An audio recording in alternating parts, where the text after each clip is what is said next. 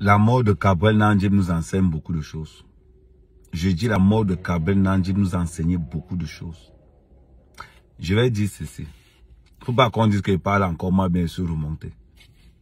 Je dis, le premier geste de secours des Camerounais qu'ils ont appris dans leur pays, c'est de fouiller les cadavres qui sont morts.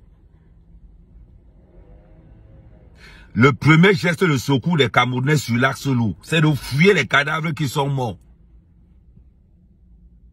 Ils ont appris ça où? Je ne sais pas. Je ne sais pas où ils ont appris ça. Si tu fais l'accident sur l'axe lourd et qu'il y a un groupe de jeunes là, au lieu de te secourir, on regarde si tu es mort.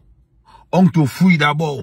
On prend le téléphone, on prend l'argent. Si tu as des petits objets, un genre, on récupère. Voilà ce qu'on les a enseignés sur les routes de notre pays. Ils ne savent même pas faire les gestes de premier secours. Les gestes de premier secours des Camerounais, c'est la fouille au corps. La fouille au corps.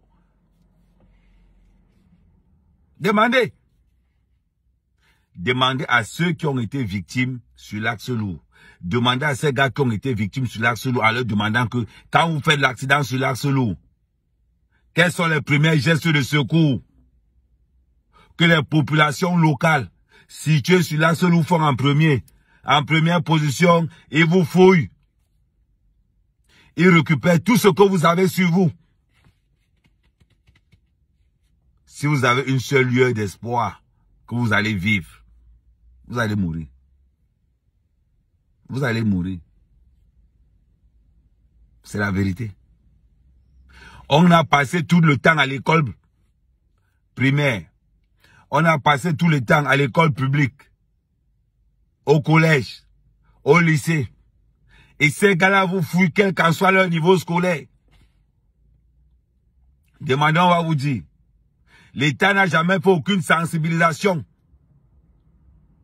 de toutes les familles qui sont sur l'axe lourd.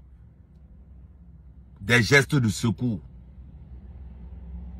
L'État devrait lancer la sensibilisation de toutes les familles qui sont soutiennes sur l'axe lourd. Quand quelqu'un meurt, quels sont les premiers gestes de secours à faire? Ce n'est pas de soutirer les téléphones. Ils doivent le savoir. Les premiers gestes de secours, ce n'est pas de soutirer les téléphones. Les premiers gestes de secours, ce n'est pas de soutirer l'argent. Ce n'est pas de soutirer des objets de valeur. Si tu fais l'accident sur l'axe lourd, que tu meurs et que tu es évanoui, quand tu as été réveillé, ta montre va disparaître. Ta montre va disparaître.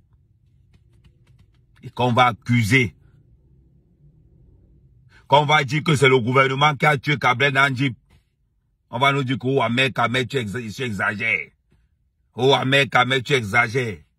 Donc on a passé le temps à l'école primaire, au collège, au lycée, dans l'enseignement supérieur, pour qu'on vienne nous sortir que quand quelqu'un fait l'accident, la première des choses à faire, c'est la fouille au corps. En ville, alors, c'est grave.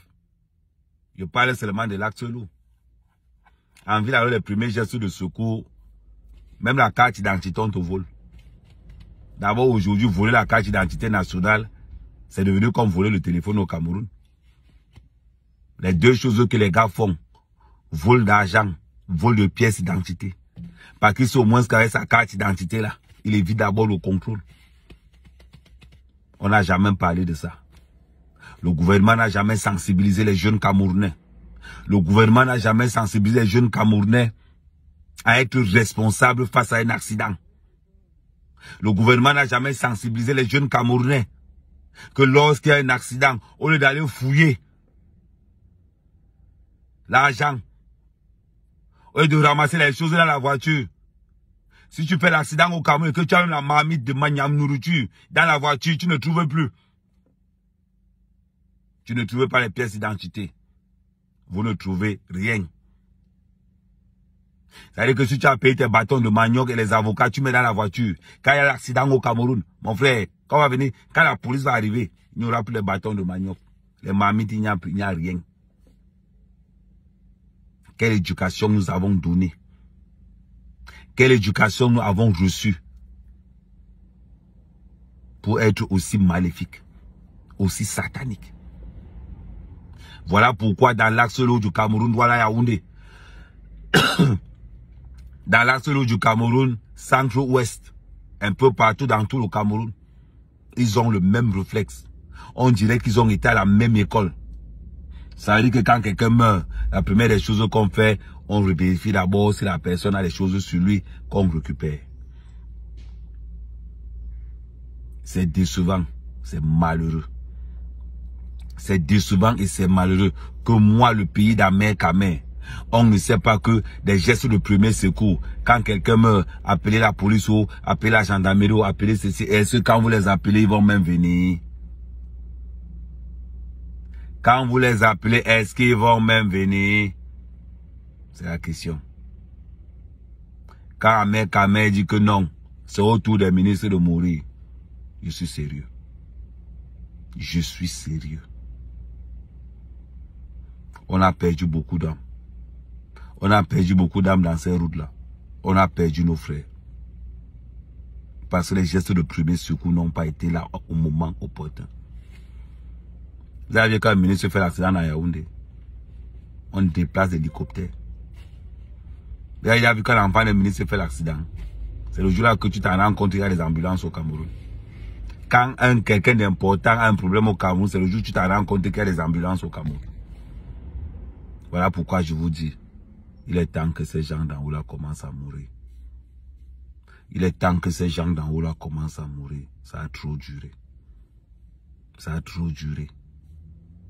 Ils nous ont éduqués à nous tuer nous-mêmes. Au point quand tu perds quelque chose sur l'axe, la première des choses qu'on vient te faire, c'est la fouille au corps. Ça a trop duré. Trop, c'est trop.